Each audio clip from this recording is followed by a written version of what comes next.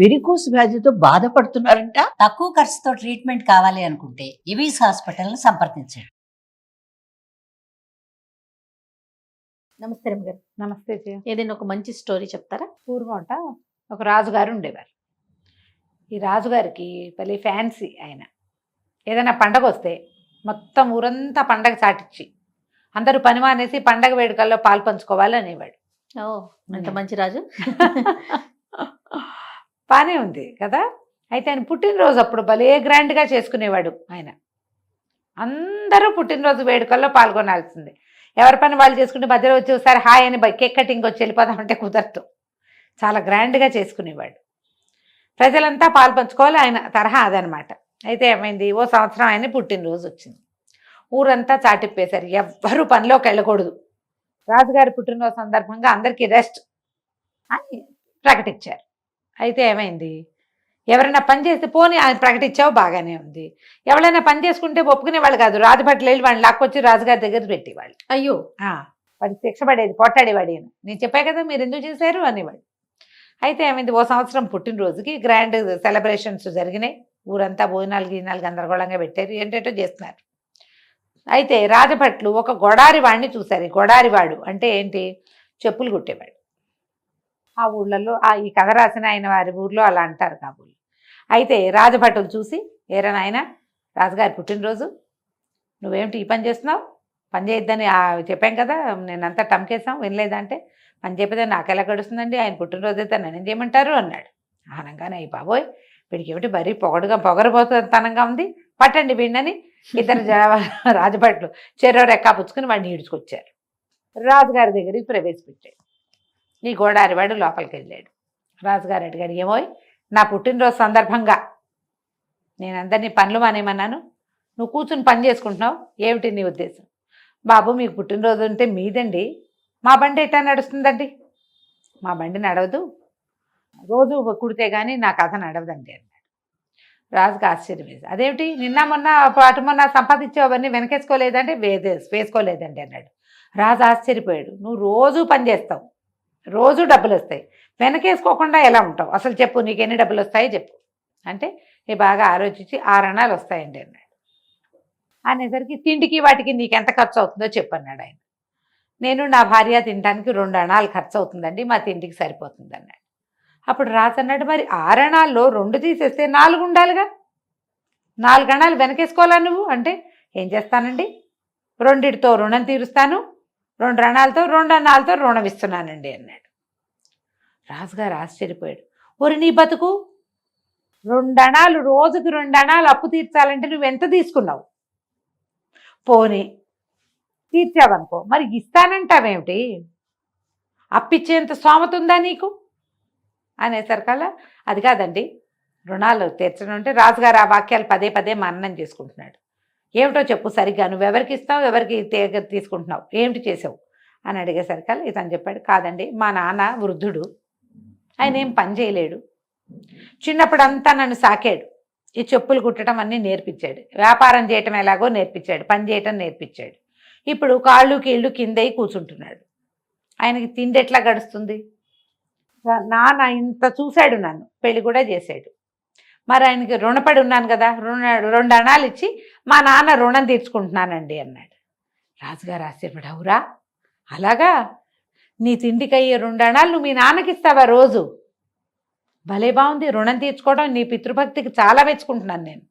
అందరూ నీలాగా ఉండాలి, కొడుకన్నవాడు నాన్న రుణం తీర్చుకోవాల్సిందే, అద్భుతంగా చేస్తావు, బాగుంది. మరి ఇప్పుడు 2 అణాలు అప్పిస్తున్నానంటున్నావు, రుణం ఇస్తానంటున్నావు, ఎవరికి ఇస్తున్నావు అని, నా కొడుకేనండి అన్నాడు. నా కొడుక్కి పెళ్ళయింది, ఇప్పుడు నేను శుభ్రంగా ఆరోగ్యంగా ఉన్నాను, పని చేసుకుంటున్నా. ఇప్పుడు మా నాన్న కీళ్ళు కిందయి నా మీద పడ్డాడు, రేపొద్దున నేను కీళ్ళు కిందయి నా కొడుకు మీద పడతా, మరి నా కొడుకు నన్ను చూడాలంటే వాడికి నేను రుణంలో ఉండాలిగా, అందుకని రోజు 2 అణాలు వాడికి ఇస్తానండి అన్నాడు. రాజుగారు మళ్ళీ ఆశ్చర్యపడి, పోరిని తెలివి, నీ కొడుకు నిన్ను చూడాలంటే వాడికి మధు పెట్టాలి నువ్వు. సహజమైన సంగతి కదా, మరి ఇవి జరిగేవే, చెప్పుకుంటే ప్రత్యేకంగా. రాజు చాలా ఆశ్చర్యపోయి, 2 అణాలతో రుణము తీర్తును, 2 అణములతో రుణమిత్తును, 2 అణాలతో రుణము తీర్తునని పాటలాగా పాడాడు. 4 సార్లు 5 సార్లు అనుకుని బాగుంది బాగుంది, నువ్వు నన్ను చాలా సంతోషపెట్టావు, నా పుట్టినరోజు పూట అద్భుతమైన విషయం తెలుసుకున్నాను అని.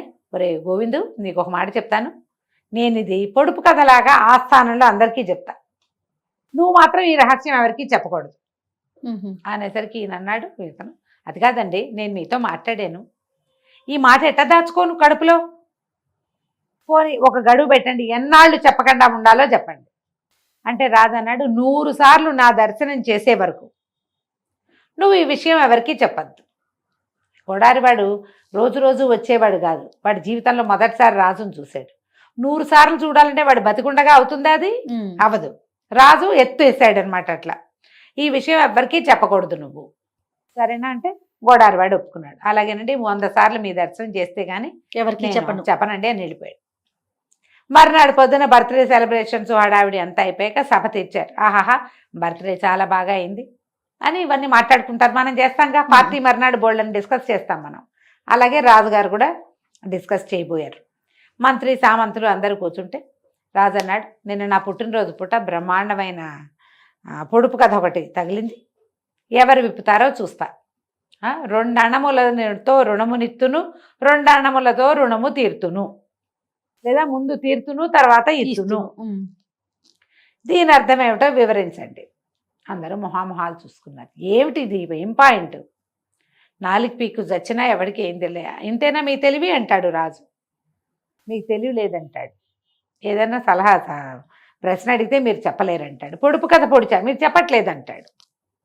అయితే మంత్రి గారు అన్నాడు, 1 2 రోజులు గడువు ఇవ్వండి ప్రభు, చెప్తానన్నాక ఆయన ఆలోచిస్తున్నాడు మంత్రి. నిన్న పొద్దు నుంచి సాయంత్రం దాకా సెలబ్రేషన్సే సరిపోయినాయి. పొద్దు నుంచి అలసిపోయి ఈయన 7ంటికే నిద్రపోయి ఉంటాడు. తెల్లారు లేచి పొద్దున్నే కసరత్తుకి వెళ్ళాలి, దేవతార్చన స్నానం చేయాలి, దేవతార్చన చేయాలి, మందిరానికి మండపానికి ఇక్కడికి రావాలి, సభా మండపానికి.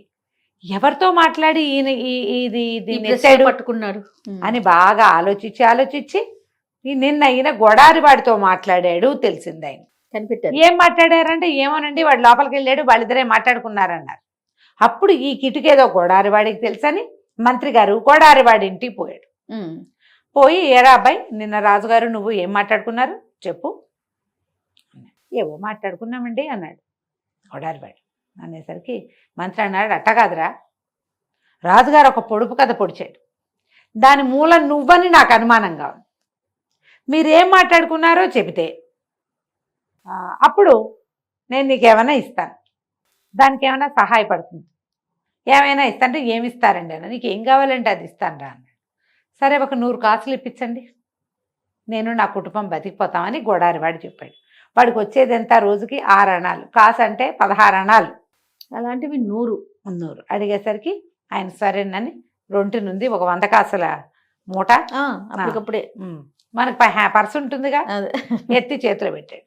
వీడు ఒక్కొక్క కాసు చూసి పక్కన పెట్టి 100 కాసులు లెక్క పెట్టుకున్నాడు. లెక్క పెట్టుకుని ఏం జరిగిందో విషయం చెప్పేశాడు. అయ్యో చెప్పేసరికి మంత్రి గారు విషయం పట్టుకుపోయాడు.